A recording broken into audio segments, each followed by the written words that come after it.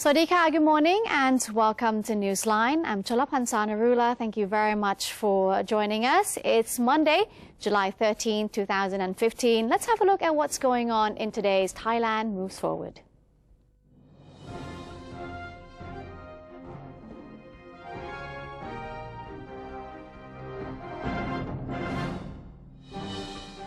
In our first news, Prime Minister General Prayut Chan-o-cha has asked trawler operators nationwide to strictly follow regulations. According to the Prime Minister, the government is committed to solving the problems of the Thai fishing industry, demanded by the European Union's illegal, unreported and unregulated or IUU fishing. The Prime Minister disclosed that doing so would prevent labour and human trafficking issues in the fishery sector, as well as preserving the nation's maritime resources. Fishing-related trades, exports and businesses generate more than 200 billion of income annually. According to the Prime Minister, maritime resources management must be done to maintain the balance of aquatic animals in the Thai waters. He reiterated that the administration would work to the best of its ability to address the issue in order to create a stronger fishing industry. General Prayut also stressed that the government would provide assistance to fishing boat operators as much as possible, especially small-scale fishermen. He said all trawler operators must operate legally and do so without affecting natural resources. Related agencies have already been instructed to help address the issue. The Prime Minister has assured the public that the administration is employing a systematic drought mitigation policy and laying down plans to deal with the disasters possibly resulting from the approaching rainy season. He explained that the drought handling policy includes water resource management, infrastructure maintenance, employment of farmers affected by drought, and budget allocation for related projects. The Prime Minister said the policy aims at cushioning drought effects on the nation's economy, adding that local SMEs would be supported, that is, to counter the local economic slowdown in the drought-affected provinces.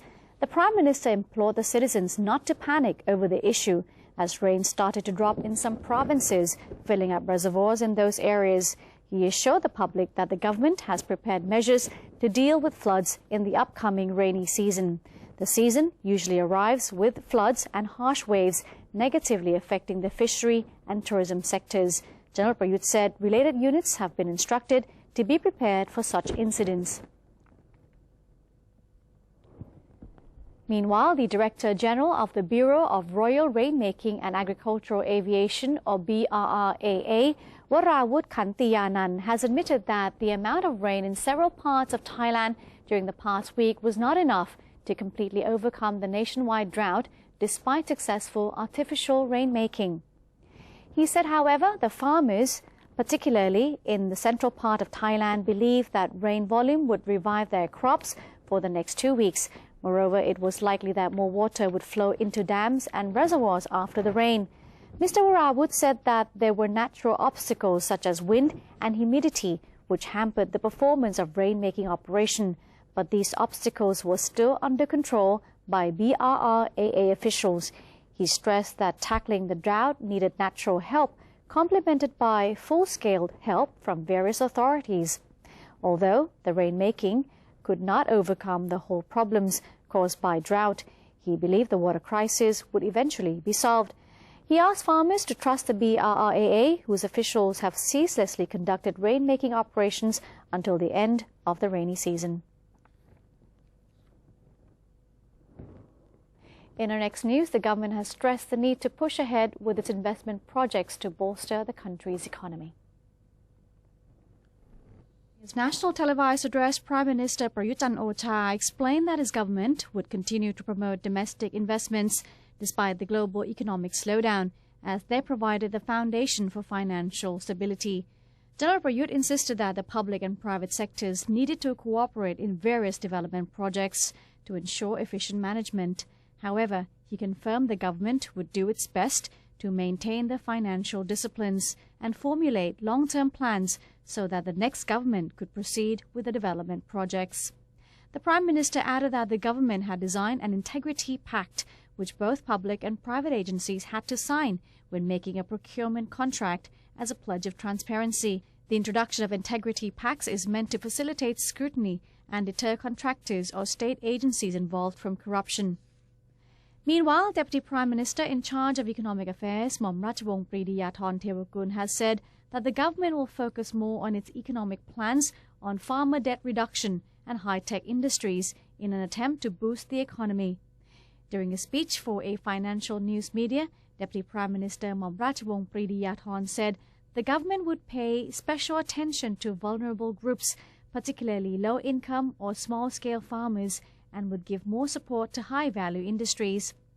The Deputy Premier, however, dismissed the possibility of adopting any populist policy to help debt-ridden agriculturists, saying that it would be a waste of money as well as impractical, given that the global economy had a tendency to slow down further. As for the industrial sector, the government has planned to promote exports of technological products such as medical equipment, hybrid cars, and aircraft repair and maintenance equipment. The Deputy Premier said the scheme should help the country's export to rebound within 2 years. The Thai government is confident that the repatriation of Muslim Uyghurs was the right way to handle the illegal arrival situation. Deputy Government Spokesman Major General Sansern Kaew-Kamnert said that as Thailand has followed every appropriate step in the repatriation of 109 Uyghurs, the public should trust in the government's judgment. He stated that where there is proof of law-breaking in another country and where nationality verification has proven the origins of the illegal immigrants involved, Thailand has no choice but to send them back. He is positive that the antagonism directed at Thailand will ease once each party acknowledges logical argument and accepts rationale over the emotion of the situation. The Deputy Government Spokesman is also hoping that when all involved respect local and international laws while cooperating more to solve the problem, the situation will soon return to normal. The government has decided to go ahead with a new law levying tax on tutorial schools, sending a message that all profit-oriented organizations must contribute to society.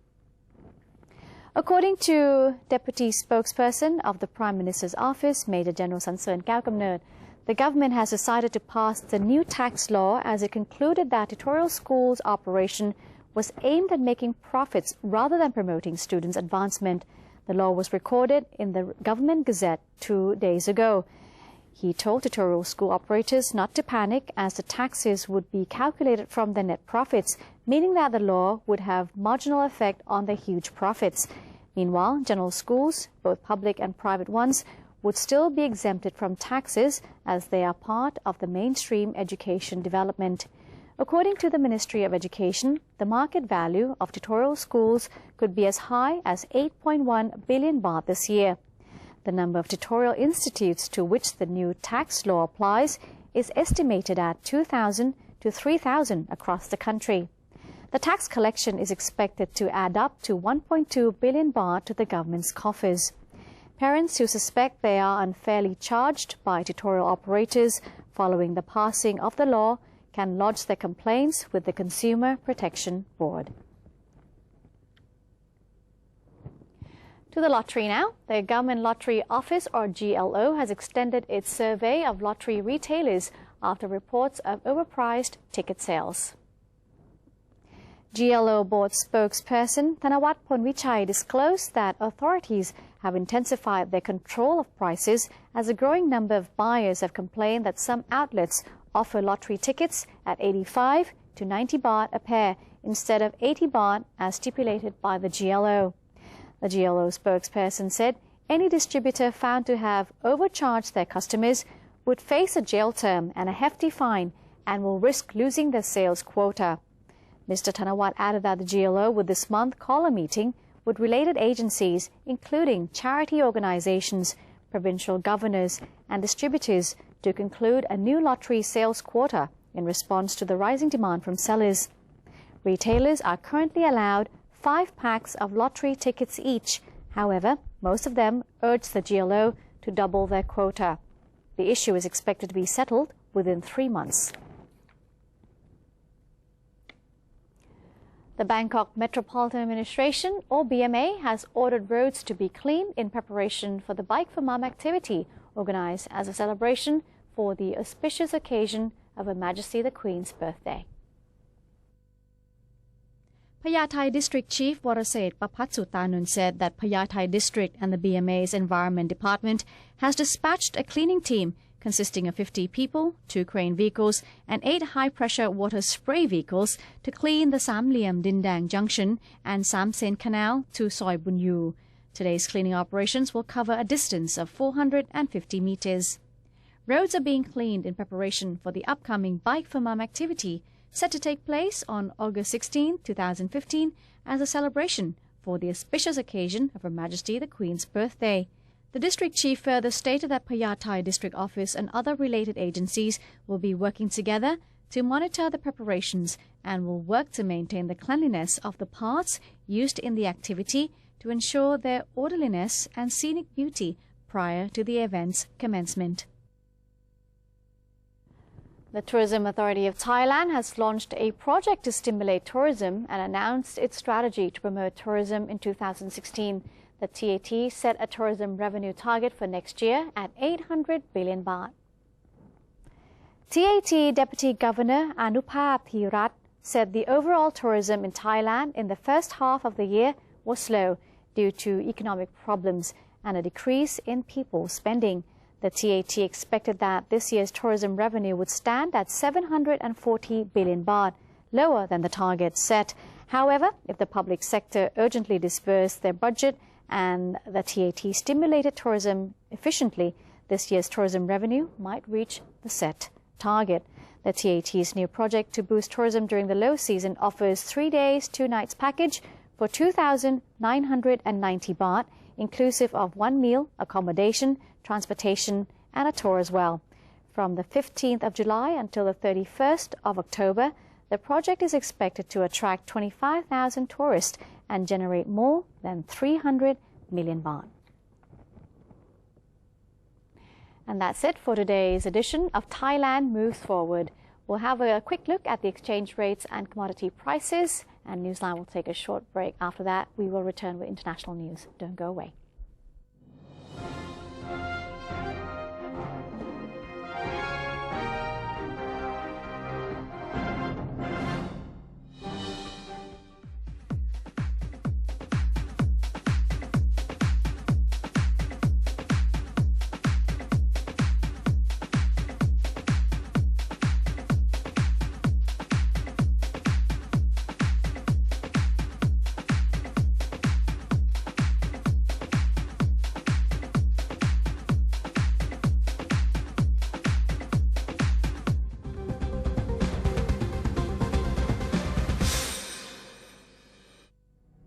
To maintain a strong nation, Thailand is promoting 12 core values for the good of the people. The 7th core value, understanding true democratic ideals with His Majesty the King as head of state.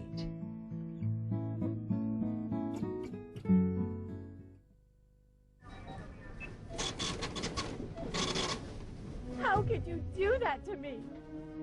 Stop it! Huh? Don't you get it? I don't need you anymore. Enough! We're through.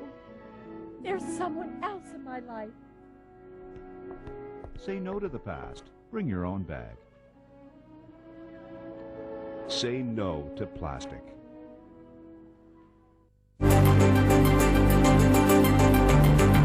Physical connectivity. Institutional connectivity.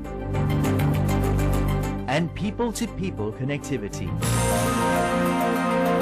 The power to turn this region into a strong community. Witness the interconnectivity between the 10 Southeast Asian countries in ASEAN Connect via these channels.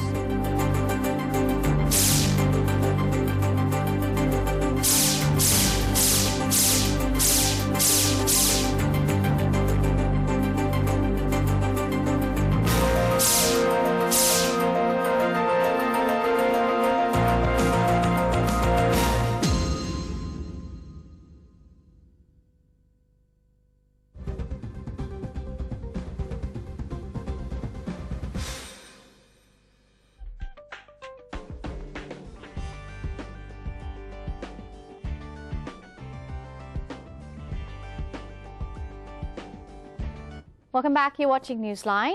The government has handed several pieces of antiques back to the Cambodian counterpart. Deputy Prime Minister and Foreign Affairs Minister General Thanasak Pratimapakon and Cambodia's Deputy Prime Minister and Minister of Foreign Affairs and International Cooperation Honam Hong co-signed a memorandum of understanding on the delivery of antiques. The ancient items belong to Angkor Wat and Angkor Thom. They were discovered and confiscated by Thai excise authorities during an inspection at a seaport in 2000. The cabinet in January this year decided to return them to the Cambodian government after the bilateral procedure was completed. Theft of antiques has been rampant in Cambodia during the past decades. General Thanasak said the Cambodian government voiced appreciation for the Thai government's return of the invaluable artifacts and also expressed gratitude to Her Royal Highness Princess Mahachakri Srinthorn for granting scholarships to many Cambodian students. Phuket's Juvenile and Family Court has established a foreign language cooperation center to increase the use of negotiation and compromise in settling disputes arising at an international and ASEAN community level. Let's take a look at this special report from Kun Palada Mungsiri.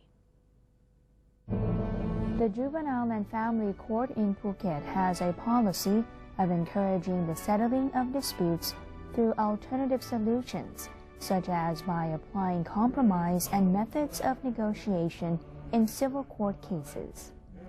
The Office of the Judiciary has set out a strategic plan for 2014 to 2017, in which the fifth strategy focuses on instituting a foreign language cooperation center.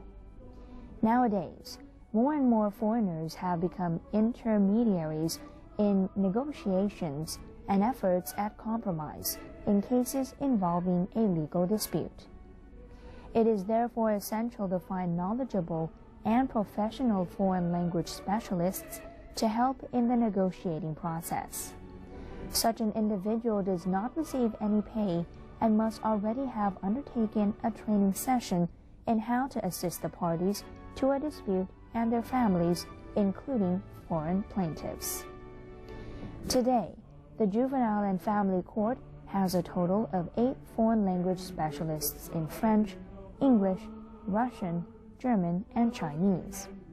In the future, they plan to increase the number of foreign language specialists as a service to the people, and also to have a sufficient number of specialists to assist in cases involving foreign plaintiffs.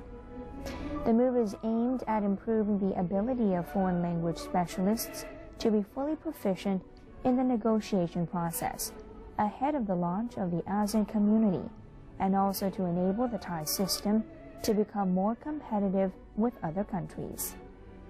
This is Palada Mungsiri reporting.